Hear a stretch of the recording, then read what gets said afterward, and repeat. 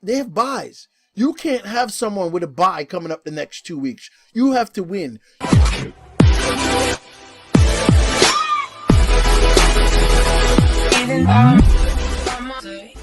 Welcome back to the Fantasy Backpack, where we carry people to championships. All right, so it's going to be week 9. Here's the deal. A lot of you are 3 and 5. You are in jeopardy of missing the playoffs if you lose any more games. So you need to make a move. You need to make a drastic one instead of just waiting to find out if your players do better. And that's a lot of things, waivers, trades. A lot of people don't take that into consideration. And I'm like, yo, somebody needs to help me out. And this was years ago on what I really should do. You can't keep naming names of people that I may never get. You can't keep just telling me you should do this without making it seem, without giving me an avenue for it. If I'm looking for advice, I'm looking for advice. So I wanted to put together a 2-week trade. 2 people from each position that I think you should trade for in 2 weeks, even if it means giving up high leverage assets, even if it means giving up the big names just to get you where you need to be. What's the point of having the big names on your team if you're not making the playoffs? What is the point? The whole point is to win the championships. The only way to win the championship is to make the playoffs. So right now, you got to just throw everything out, make every move possible, smart ones, not dumb moves. So let's get into the 2 guys, the 2 for 2 for 2. Like Wendy's, 2 for 2 for 2. We just keep it cheaper. That's 2 guys that you can trade for from each position for the next 2 weeks that should give you good production. All right, so the first guy is a running back. Until last week, you could have gotten him cheaper, but now you're not going to get him cheaper. It's Christian McCaffrey. Now, last week, he ran into a fluke touchdown with it bouncing off of some guy's head and him catching it and running into an end zone.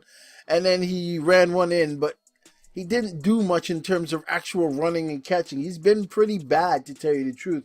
It's hard to use him in non-PPR games, but the schedule is changing. The schedule is turning into one where you can use him now. So I wish he hadn't done what he did last week, but it's gonna cost you a little bit.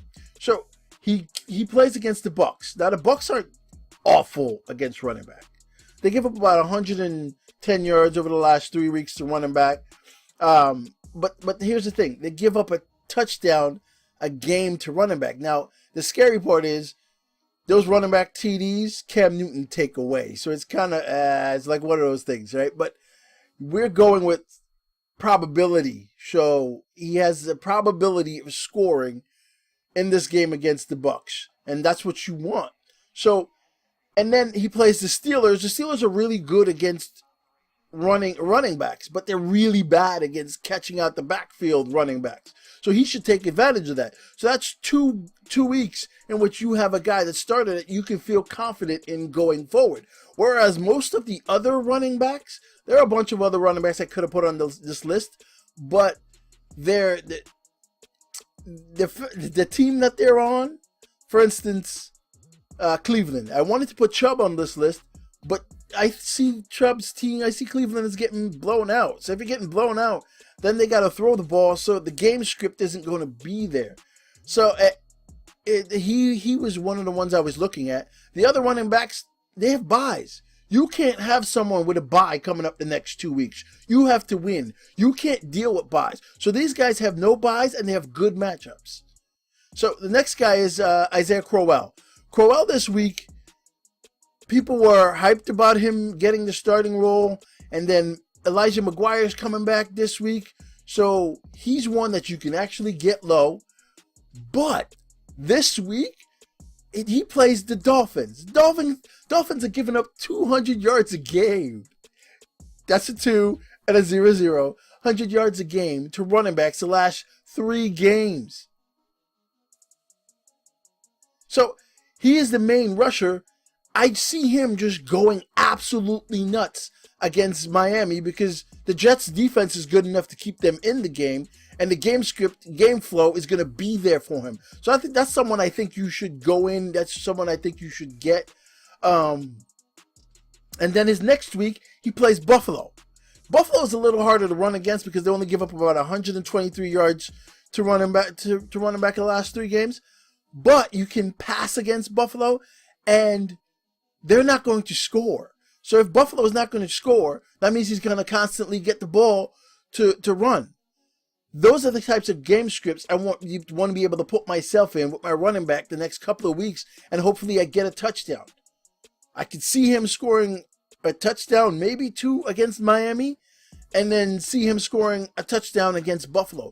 Those are the types of players you want to trade for the next 2 weeks. We're trying to win. Other people that I think you could possibly trade for because they don't have buys and their matchup is decent in terms of running against teams. Nick Chubb, AP, Oakland, and if you can get your hands on one of the New Orleans running backs.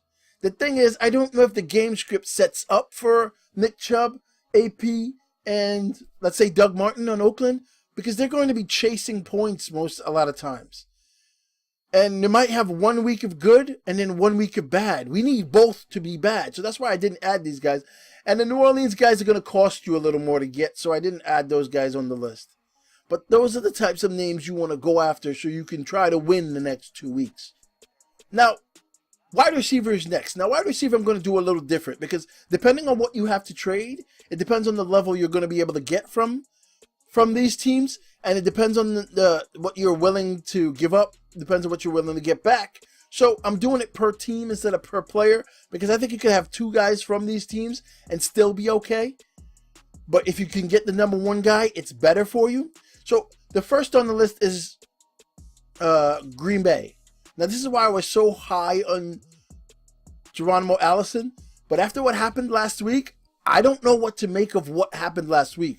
Was his hamstring just a problem in him coming back so they didn't feature him as much? And going forward, he'll be okay? Or did MVS just overtake him because he's been out so much and the rapport is there, the coaches trust him? I don't know what that is. But Devontae Parker is someone you can possibly go get. For instance, I'm 3-5 in the league, and I went and got Devontae Parker and Lewis from Tennessee, the running back, because I needed wide receiver help. Now, I traded away Kamara.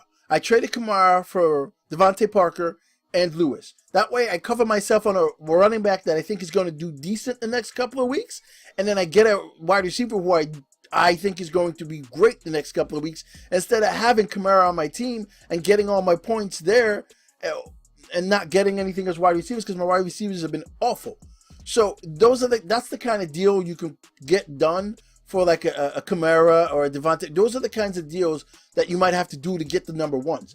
But if you're believing in MVS or Cobb, I'm guessing it's probably MVS because what I saw said Rodgers was looking for him. Now, it might just be that they switch off every week and everyone gets 5 targets and whoever does better. That'll suck. But this is the idea of where you have to go, and you got to trust in one of these guys. Now, the next team is New Orleans. Now, New Orleans, we've been practicing for this. If you've been listening to me for the last 2 weeks, we have been practicing for this. Why? Tre'Quan Smith is easy to get. He's probably still on waivers, and you can go get him. Or you can trade for Thomas, but I think Thomas is going to cost you a lot, and I don't know if the cost will be worth it. So Tre'Quan Smith is the main guy I see on this list. The New Orleans are going to be playing Rams, and the Rams give up about 220 yards a game, but their strength in their D-line is also the Saints' strength in their offensive line, up the middle. So I don't know if they're going to be able to pressure guys. Therefore, Breeze is going to have time to throw the ball, and so I think that opens it up tremendously for Tre'Quan to go off this week. And their cornerbacks, the Rams cornerbacks, nothing to write home about. So I think Tre'Quan goes off this week, so go get him. Other wide receiver team / you can go look at is Seattle. Doug Baldwin, even though he only caught 3 passes, they only threw 19 passes.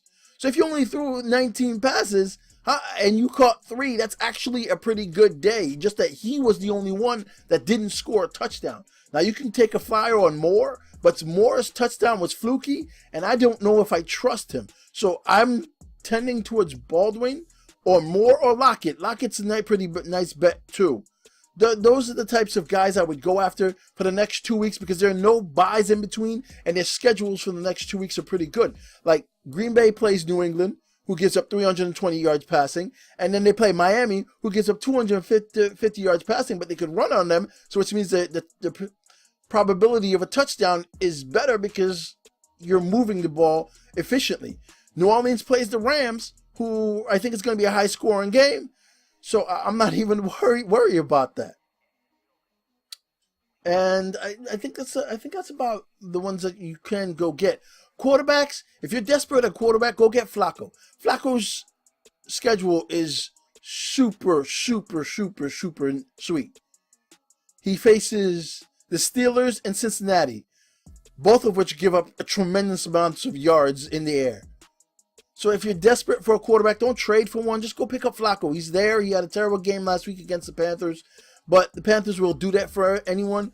Fitzmagic, I wouldn't touch him because he's playing the Panthers. I could see Fitzpatrick going in, throwing 3 interceptions, and then Winston coming back in the game.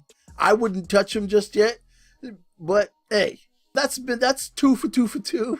2 guys, or basically 2 positions that you can get for the next 2 weeks that I think can keep you in the game, maybe help you win, go 1-1 and still have hope going forward for the playoffs. This has been the Fantasy Backpack. Get in. It's been a championship.